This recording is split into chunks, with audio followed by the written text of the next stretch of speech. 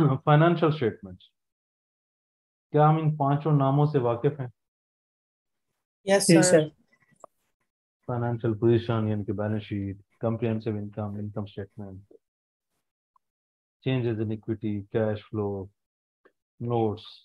आपको पता है नोट्स भी फाइनेंशियल स्टेटमेंट है।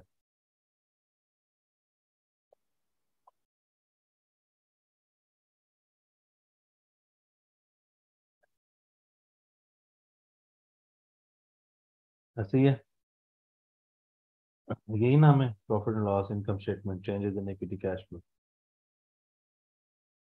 बैलेंस शीट हमें पता है फाइनेंशियल स्टेटस पोजीशन के बारे में बताता है, एसेट लायबिलिटी इक्विटी, इसमें प्रॉफिट या लॉस आता है। कैश फ्लो में कैश की मूवमेंट, कितना कैश है कितना गया, और इसमें सारी वर्किंग होती है। ये क्या है? Changes in equity. ये भी फॉर द ईयर होता है। चार चीजें फॉर द ईयर हैं, एज एट होती है सिर्फ बैलेंस शीट। ओके, देखें, आपने जिंदगी में बैलेंस शीट बनाई होगी, asset, equity and reserves, liability. Equity and reserve में share capital, retain earning, revolution surplus, share premium, इसके जो बैलेंसेस आ रहे होते हैं, आपको पता है कहाँ से आते हैं? Statement of changes in equity से आते हैं।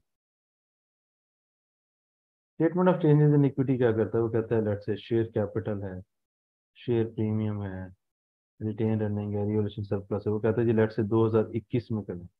वो कहते हैं जब साल शुरू हुआ था इसमें कितना बैलेंस था, और ये साल जो एंड हुआ है इसके कितना बैलेंस है, दरमियान में जो भी हुआ है इसको कहते हैं मूवमेंट। और ये जो क्लोजिंग बैलेंस है ये आते हैं यहाँ पे, ये वाले। समझ तो नहीं आई कुछ? कि इस बात आ का गई है पता था? सर। जी सर। पता था इस बात का? जी sir. Very closing good. Balance balance sheet में आती है। ठीक है, शेयर कैपिटल साल के शुरू में कितना था, दरमियान में इसमें क्या प्लस माइनस हुआ, क्लोजिंग कितना। इसी तरीके से प्रीमियम, इसी तरीके से रिटर्न अर्निंग, इसी तरीके से सरप्लस। तो ये जो क्लोजिंग बैलेंस होते हैं चेंजेस इन इक्विटी के, चेंजेस इन इक्विटी क्या है? ये जो बैलेंस शीट में इक्विटी एंड रिजर्व में जितनी चीजें होती हैं उनकी मूवमेंट, इक्विटी एंड रिजर्व्स में जितने भी एरियाज आ सकते हैं उनकी मूवमेंट बनाने को कहते हैं statement of changes in equity. Balance sheet में इक्विटी एंड रिजर्व्स में जितने एरियाज आते हैं उसकी मूवमेंट बनाने को कहते हैं statement of changes in equity. Statement of changes in equity. यहां तक कोई सवाल?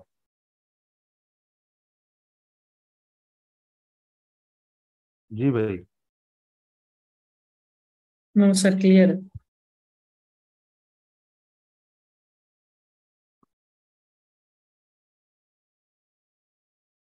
Statement of changes in equity,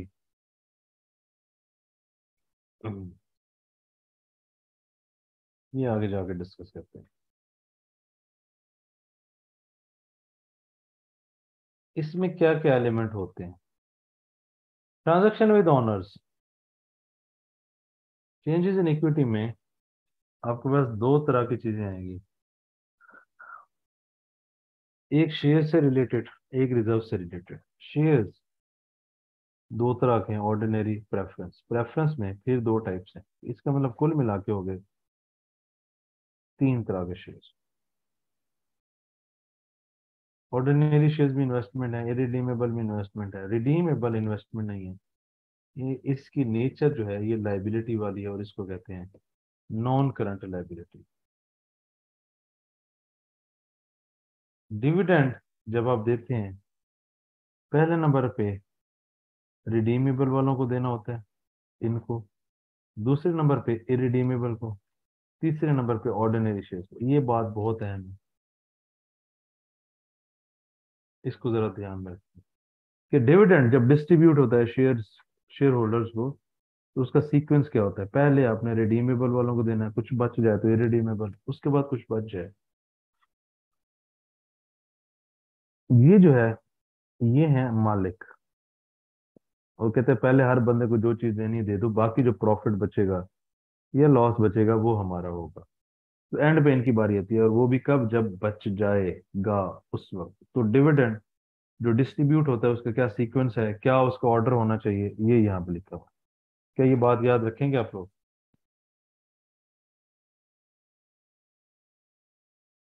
जी दोस्तों, क्या ये बात याद रखेंगे कि नहीं रखेंगे? जी सर।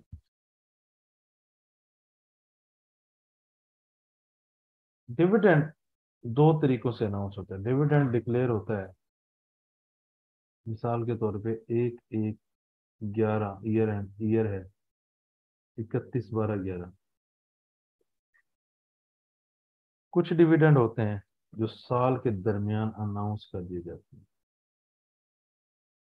अब गौर करें, 2011 साल स्टार्ट होके 2011 एंड होना है, तो ईयर पूरा है 2011। साल के दरमियान एक डिविडेंड अनाउंस होता है जिसको कहते हैं इंटरम। नॉर्मली ये आधा साल खत्म होने के बाद अनाउंस होता है और इसकी अकाउंटिंग इसी साल होनी, इसकी अकाउंटिंग इसी साल होनी। दूसरा, ईयर एंड पे होगा, ईयर एंड के ऊपर अनाउंस होता है, इसको कहते हैं फाइनल डिविडेंड और इसकी अकाउंटिंग नेक्स्ट ईयर होनी। ये बहुत ही अहम बात है, बहुत ही ज्यादा अहम बात है। ये जो भी मैंने बता रहा हूँ ये वाली इस पेज पे एक ये, बट ये जो है इंटरम डिविडेंड कब डिक्लेयर होता है, अकाउंटिंग कब होती है, फाइनल डिविडेंड कब डिक्लेयर होता है, अकाउंटिंग कब होती है, ये ज्यादा बहुत ही ज्यादा अहम। ये आपको हर सवाल में परेशान करेगा, इसलिए इसको इधर ही समझने के इंटरम इस साल, मिसाल के तौर पे 2010 का फाइनल डिविडेंड है। अगर आपको ये कॉन्सेप्ट नहीं समझ आया तो हमने 2010 का जो फाइनल डिविडेंड है 2011 में अकाउंटिंग करनी है। क्यों? क्योंकि एंड ऑफ ईयर पे फाइनल डिविडेंड होता है नेक्स्ट ईयर। जो पिछले साल का फाइनल था वो अगले साल 11 में उसकी अकाउंटिंग होगी। तो ये समझ लें कि इंटरम साल के दरमियान में डिक्लेयर होता है और उसकी अकाउंटिंग इसी साल में होनी है, और फाइनल साल के एंड पे होता है, उसकी अकाउंटिंग नेक्स्ट ईयर होनी। ये बहुत ही ज्यादा अहम कॉन्सेप्ट है, ये आपको हर सवाल में मिल रहा होगा। जी भाई।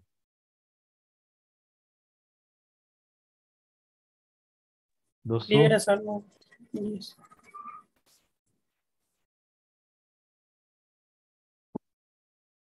बहुत ही ज्यादा जो अहम बात है वो सबको क्लियर है। जी सर। देखिए, एक नई कंपनी बनती है, नई कंपनी बनती है, वो कहती है कि यार मैं अपनी पूरी जिंदगी में 10,000 शेयर इशू करूंगी। ओके, इस दफा उसने इशू कर दी 5,000, तो उसने पूरी लाइफ में जो इशू करने हैं वो उसका ऑथराइज शेयर कैपिटल है। इसमें उसने 5,000 कर दी इशू, इसमें लोगों ने 5,000 पे एप्लीकेशन दी या 4,900 पे एप्लीकेशन दी, लोगों ने अप्लाई कर दिया, लेकिन 4,500 शेयर के अगेंस्ट पेमेंट हुई। तो 4,500 शेयर वो शेयर हैं जो this one and this one तीनों का क्राइटेरिया पूरा करते हैं। तो 4,500 शेयर्स को हम कहेंगे कि issued subscribed and paid up हैं, और ये वाली क्वांटिटी है इसमें से माइनस होगी। इसका मतलब 5,500 वो दोबारा इशू कर सकता है अपनी पूरी लाइफ में। तो जो शेयर इन तीनों क्राइटेरिया को पूरा कर चुका होगा वो इसमें से माइनस होगा, बैलेंस अमाउंट इशू की जा सकती है। जी भाई, यहाँ तक कोई सवाल? इस पेज पे जो लिखा है उस पर कोई सवाल? हम्म। हेलो। कोई क्लियर है है सर। समझ? देखिए, आपके पास ना एक नोट होता है, करेंसी का नोट, उसके ऊपर लिखा हुआ है 100। पेपर के ऊपर जो वैल्यू लिखी होती है इसको कहते हैं फेस वैल्यू। इसी तरीके से शेयर्स या बॉन्ड्स, ये पीस ऑफ पेपर होते हैं, इसके ऊपर मेंशन होता है कि फलानी कंपनी के इतने शेयर, और उसके ऊपर क्वांटिटी एंड अमाउंट लिखी होती है। लेट से एक शेयर 100 रुपए का है, पीस ऑफ पेपर पे लिखा हुआ। अब ये शेयर मार्केट में हो सकता है 100 का बिके, हो सकता है 110 का बिके, हो सकता है 95 का बिके। तो जो फेस वैल्यू से ज्यादा पे बिकेगा इसको कहते हैं शेयर प्रीमियम। अगर फेस वैल्यू से कम पे बिकेगा उसको कहेंगे डिस्काउंट। अगर फेस वैल्यू पे बिका तो ठीक है। अब जो शेयर कैपिटल में वैल्यू जाएगी वो हमेशा फेस वैल्यू वाली होगी, जो एक्स्ट्रा है वो शेयर प्रीमियम में चली जाएगी, जो कम है वो रिटेन अर्निंग में एक्सपेंस चार्ज हो जाएगा। वेरी वेरी वेरी इंपॉर्टेंट बात। ओके, अब जिसने आपसे शेयर खरीद लिए हैं 4500 शेयर, लेट से 1 रुपए का शेयर था, आप उसने आपको 4500 दे दिए। इसमें से एक बंदा आता है उसने 500 शेयर लिए थे, वो कहता है जी मैंने ये वापस करने हैं। शेयर वापस होने को कहते हैं रिडीम करना। शेयर वापस कंपनी के पास आ जाएंगे, कंपनी ने वापस ले लेना और उसके अगेंस्ट पेमेंट कर देने, इसको कहते हैं रिडीम करना। बोनस शेयर्स कहते हैं, देखें आपने पूरा साल काम किया, आपकी कंपनी को कौन चला रहे हैं? शेयर होल्डर, उन्होंने आपके शेयर्स खरीदे हुए हैं, प्रॉफिट्स में से आपने डिविडेंड देना है, लेकिन कंपनी के पास पैसे कैश नहीं है, तो वो मुफ्ता लगा देंगे bonus shares, free free of cost shares मिलेंगे। और फ्री ऑफ कॉस्ट जो शेयर्स हैं, जैसे वहां पे एक डिविडेंड था, इसी तरीके से बोनस शेयर्स की पहले प्रीमियम फिर रिटेन अर्निंग या दोनों। अगर आप डिविडेंड की बात करें, redeemable preference shares, irredeemable preference shares, अगर कुछ बच जाए तो ऑर्डिनरी शेयर्स। एक चीज ये है। दूसरी चीज, बोनस शेयर्स पहले शेयर प्रीमियम में से, फिर रिटेन अर्निंग में से, या बोथ। तीसरी चीज ये है कि डिविडेंड का सीक्वेंस क्या है, बोनस शेयर्स किस तरीके से जाने हैं, जो शेयर इशू है उसकी रिकॉर्डिंग कैसे करनी है, और चौथी चीज dividend, bonus shares,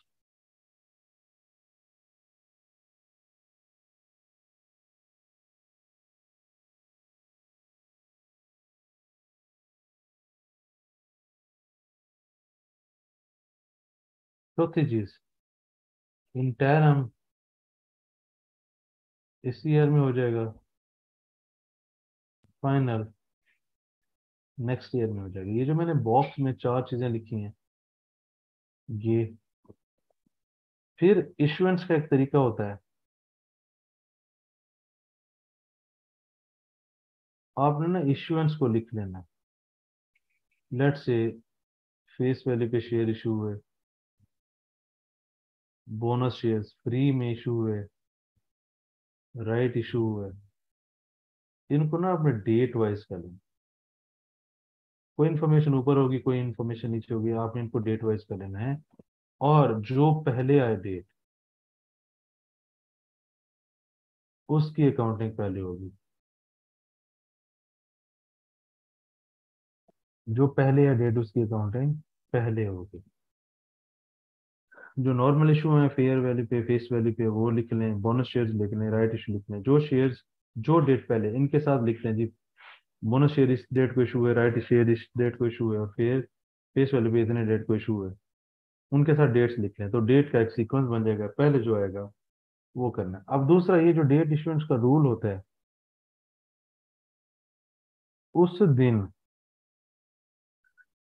share capital क्या है, उस दिन शेयर कैपिटल क्या है, उस दिन के शेयर कैपिटल के साथ लेट से परसेंटेज गिवन है, मल्टीप्लाई। लेट से पहले नंबर पे ये है, फिर ये है, फिर ये। जब ये इशू हुआ पहले 1000 थे, बोनस इशू एक हुआ 1000, राइट इशू जब आएगा तो उस दिन कितने 11,000, 1000 वो और बोनस शेयर ये, फिर ये है, फिर ये है, तो उस दिन इन टोटल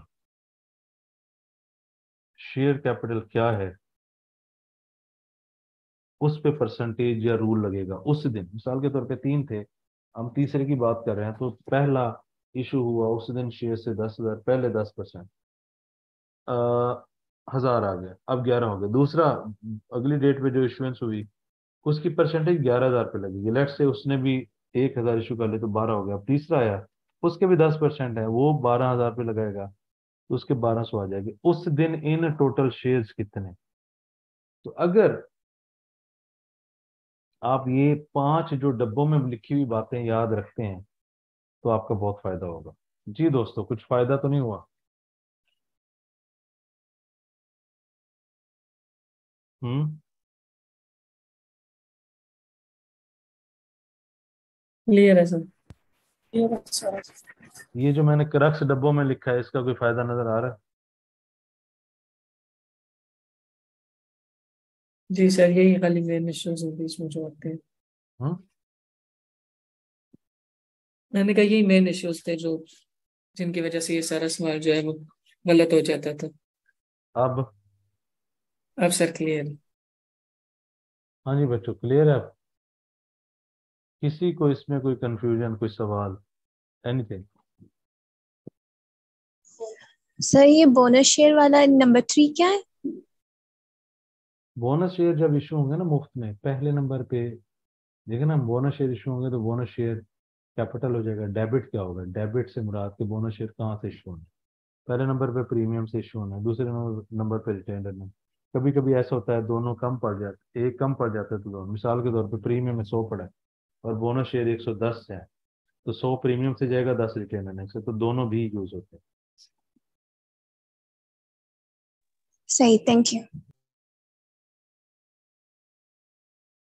बाकी वो शेयर्स वाली बातें कर लें जो विद नॉन ओनर है, उसमें ये रिजर्व्स वगैरह आते हैं, रिटेन अर्निंग, सरप्लस वगैरह, ये हमें पता है। इसमें किसी को कोई एतराज है तो पूछ सकता है। नहीं sir, clear. Changes in equity के फॉर्मेट पे आते हैं।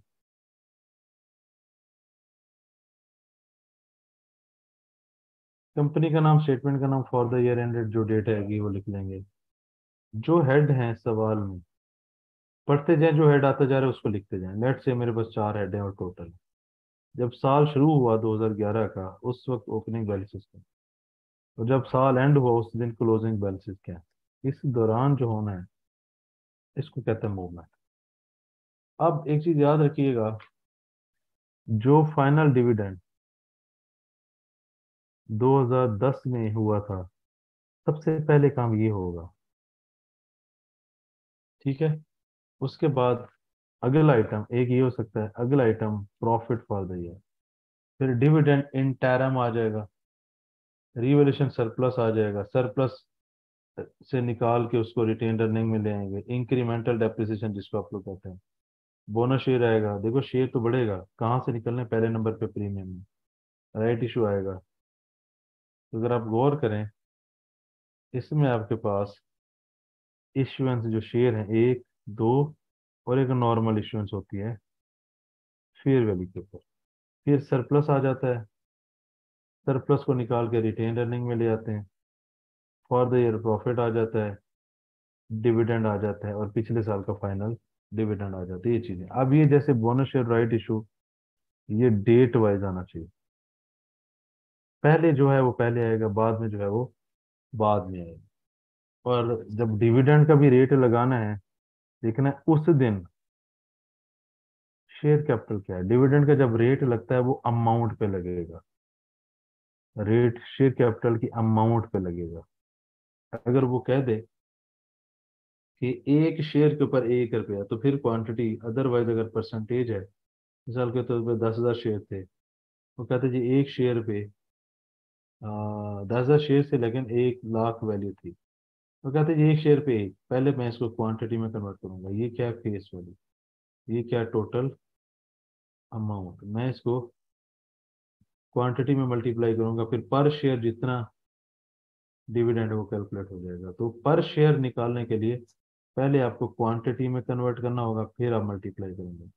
दूसरा तरीका ये है, अगर परसेंटेज है, आप डायरेक्ट अमाउंट के साथ परसेंटेज लगाएंगे तो आपके पास डिविडेंड आ जाएगा। तो डिविडेंड कैलकुलेट करने के 2 तरीके हो सकते हैं।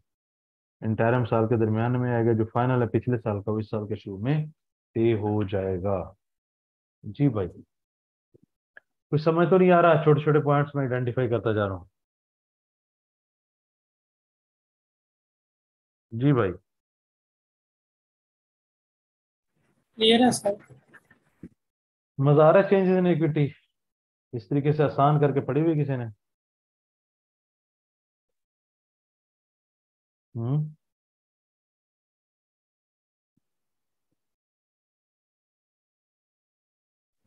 सर जी है ही। जैसे मैं पढ़ा रहा हूँ वैसे मजा आ रहा है। जी सर। एंट्रीज के ऊपर आते हैं। अभी जो हमने सारी बातें की उसको एंट्रीज के फॉर्म में देखते हैं। जब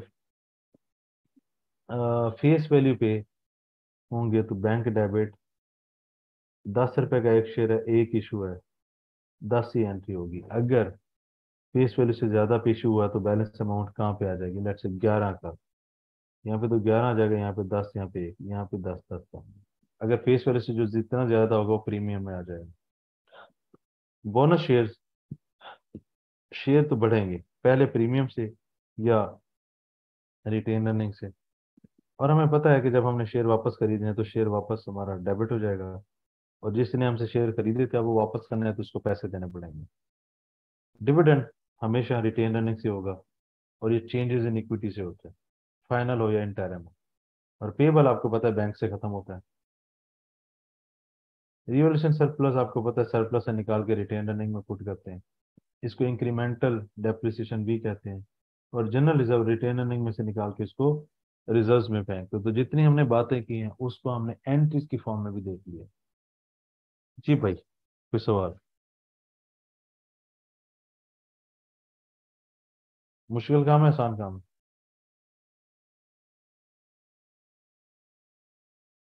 सर ये एंट्रीज इतनी मुश्किल से समझी थी, ये काफी आसान हो गया। चलें जी, बहुत शुक्रिया। जी दोस्तों।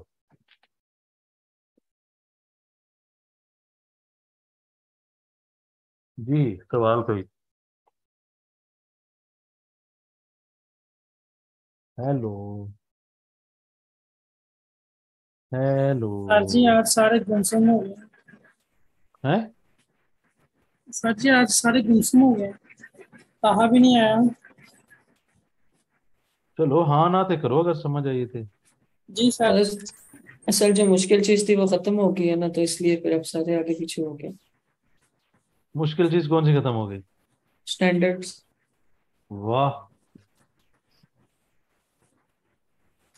इसका मतलब ये आगे वाला अभी IC8 होगा कल। अब बताओ, मुश्किल लगता है? जी सर, वो भी स्टैंडर्ड ही है ना, इसीलिए। तो उसके बाद फिर EPS होगा, वो भी मुश्किल लगता है? नहीं सर, वो थोड़ा सिंपल है। ओए होए। Cash flow. वो भी सिंपल है। मेन जो मुझे इशू आता था वो स्टैंडर्ड्स में आता था। Very good. चलो तेरा लेकिन मसला हल हो गया ना। जी सर, मैं तो कहता हूँ सही 5,000 ला लूंगा मेरे तो। ओए होए होए, तेरे 5,000 पूरे भी हो गए? चल निकल जा। जिसके पैसे पूरे हो गए वो चला जाए। ठीक है। चलिए जी, एक सवाल देखते इसी हैं, पास सवाल होना अप्लाई। थे यही पैसे पूरे करना है। अच्छा, एक सवाल करते हैं, जो हमने डिस्कस किया उसको अप्लाई करने की कोशिश करते हैं। Okay. Statement of changes in equity बनानी SMS लिमिटेड की 31 दिसंबर 2019 पे। Okay. SMS limited, statement of changes in equity, ये आप लोगों ने पूरा लिखना है। For the year ended 31/12/2019, rupees and million है, रुपीज एंड मिलियन। ओके, पढ़ना शुरू करते हैं। इक्विटी, ठीक है जी। 31 दिसंबर 2018। Equity, total equity at the beginning, एक हेड आ गया शेयर कैपिटल। जो हेड आता जाए उसको लिखते जाए। अभी हमने पढ़ लिया शेयर कैपिटल, ये मेरे पास आ गया शेयर कैपिटल। ये brought down, beginning of the year में शेयर कैपिटल है 3,000 का। शेयर प्रीमियम दूसरा हेड आ गया, शेयर प्रीमियम। जो हेड आता जाए उसको लिखते जाए। ये आ गया 1,900 का। रिटेन अर्निंग तीसरा हेड आ गया, लें जी। रिटेन अर्निंग तीसरा हेड आ गया 4,500 का। प्रॉफिट फॉर द ईयर, अब ये दरमियान की चीज आ गई। हमें पता है प्रॉफिट हम रिटेन अर्निंग में ले जाते हैं। डिविडेंड डिक्लेयर्ड एंड पेड, हमें पता है डिविडेंड हमने कहाँ से पे करना है, हमने डिविडेंड से पे करना है। Total equity at the end of year, company made a bonus issue 2 to 1, bonus issuance हुई, बोनस इशुएंस 2 to 1, ये होता है एग्जिस्टिंग। तो कहते हैं जिसके पास एक शेयर है उसको दो दे दिए जाएंगे। आज मैंने कहा ना जिस दिन आप करें उसी दिन आप ये टोटल देखें 3,000 है। एग्जिस्टिंग को इस पे डिवाइड करते हैं, 3,000 को एक पे डिवाइड किया और जितने मिलेंगे ये न्यू न्यू से मल्टीप्लाई कर, तो मतलब 6,000 शेयर्स। दोबारा जो टोटल है उस पे आप एग्जिस्टिंग को डिवाइड करेंगे और न्यू से मल्टीप्लाई करेंगे। और एग्जिस्टिंग क्या है, अगली लाइन, अगला पॉइंट। उसको टोटल पे डिवाइड करें, न्यू से मल्टीप्लाई करें, 6,000 आ गया। अब 6,000 बोनस शेयर में मैंने बताया था पहले नंबर पे प्रीमियम, दूसरे नंबर पे रिटेन अर्निंग, तीसरे नंबर पे बोथ। अनटिल अनलेस वो बता ना दे इधर से निकालो इधर से निकालो, अगर नहीं कुछ बताता तो ये हमें डिफॉल्ट मेथड पता है। तो यहाँ पे तो सिर्फ 1,900 पड़ा है, इसका मतलब 1,900 इधर से निकलेगा, 4100 इधर से, और मेरे पास आ जाएंगे कैरेट ऑन 31 दिसंबर 18। अब जैसे ये बोनस शेयर है, इसी तरीके से हमारे पास अगर राइट इश्यूएंस होती, फेस वैल्यू इश्यूएंस होती, मैं क्या लिखता, bonus share, right issue, face value issuance, ये आ जाती कैटेगरी नंबर 1 2 3 कैटेगरी, डेट लेट से ये होता जी बोनस शेयर हुआ है 1 जुलाई पे, राइट इश्यूएंस हुआ है 1 मई पे, फेयर वैल्यू हुआ है जी 1 अगस्त पे। तो मैं क्या करता, मैं यहाँ पे रैंक कर लेता कि मैंने पहले इसको करना है, फिर मैंने इसको करना है, फिर मैंने इसको करना है। और जैसे मैंने बोनस शेयर लेट लेट से कि यहाँ पे नीचे आ जाता है राइट इशू 10%। अब यहाँ पे अगर मैं देखूँ राइट इशू से पहले मेरे पास टोटल शेयर्स कितने हैं, ये और ये, इसका मतलब जिस जगह पे खड़े हैं उससे ऊपर का टोटल देखना है। लेट से यहाँ पे 600 आ जाता है। अब मैं नॉर्मल इश्यूएंस करता, वो होती 20%। अब मैं इससे पहले ऊपर देखूंगा टोटल कितने हैं। तो जब जब इश्यूएंस होगी उससे ऊपर देखना है टोटल कितने हैं। बोनस इशू पे ऊपर टोटल 3 था, अप्लाई कर दिया। राइट इशू पे 10% ऊपर कितना था, 3 और 6, 9,000 का 10 यहाँ पे आ गया। ये कितना हो गया, सॉरी 900। अब 20% यहाँ पे आ जाएगा 1,800। तो ये करना है कि जब आप ये करने लगे उससे ऊपर इस कॉलम में कितना टोटल आ रहा है उस पे ये अप्लाई होगा। ये बोनस शेयर मैंने बता दिया, रैंकिंग बता दी,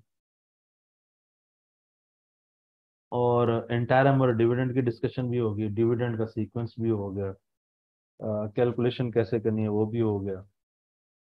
तो इस एग्जांपल के साथ हमारा ये टॉपिक हो जाता है कंप्लीट। जी भाई, समझ तो नहीं आई होगी। हम्म। कोई, क्या टाइम हुआ है अभी? सर अभी 4 हुए। हैं यार, ये तो मैंने स्लो स्लो पढ़ा है अभी।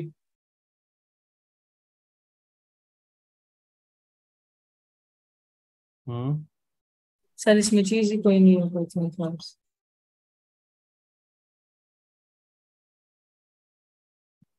इसमें एक दफा इसका पोस्टमार्टम करते हैं। क्वेश्चन पास पेपर है, पहला हेड, दूसरा head, profit for the year, ये हेड नहीं, रिटेन अर्निंग में चला जाएगा। अदर कंप्रिहेंसिव इनकम, ये हेड है। इंक्रीमेंटल डेप्रिसिएशन, ये मूवमेंट में आएगा, ये भी मूवमेंट में, ये भी मूवमेंट में। एक हेड, दो हेड, तीन हेड, ओके। अब देखो 30 नवंबर क्या हुआ है, राइट इशू। फिर cash dividend 18 for the year ending 2017 में, ये 31 दिसंबर 2018, इसका मतलब है 2017 डिविडेंड,